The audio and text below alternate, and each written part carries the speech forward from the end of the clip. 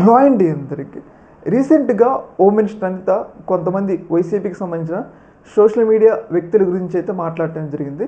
అందులో భాగంగా ఇక్కడ మీరు చూసుకున్నట్లయితే ఈ వ్యక్తి ఉన్నారు కదా, ఈ వ్యక్తి పేరు చలపతి చౌదరి అనమాట. అయితే రీసెంట్గా హోమ్ మినిస్టర్ అనిత ఈ వ్యక్తి గురించి మాట్లాడుతూ, ఈ వ్యక్తి చౌదరి కాదు కానీ ప్రభుత్వం మీద విమర్శలు చేయడం కోసం తన పక్కన చౌదరి అని చెప్పేసి పెట్టుకున్నాడు అని చెప్పేసి ఆయన మీద ఒక తప్పుడు ఆరోపణ ఏపీ అసెంబ్లీలో ఒక తప్పుడు ఆరోపణ చేయడం జరిగింది. అయితే రీసెంట్గా హోమ్ మినిస్టర్ అనిత మాట్లాడిన మాటలకు చలపతి చౌదరి ఈయన స్పందించడం జరిగింది.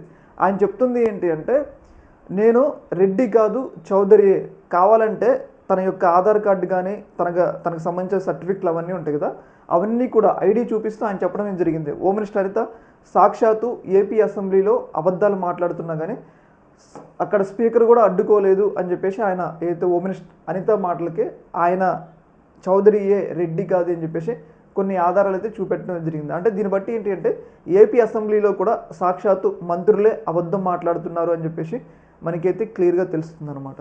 ఈ యొక్క అంశంలో మీ యొక్క అభిప్రాయాన్ని కామెంట్ సెక్షన్లో తెలియజేయండి. ఓకే మరి.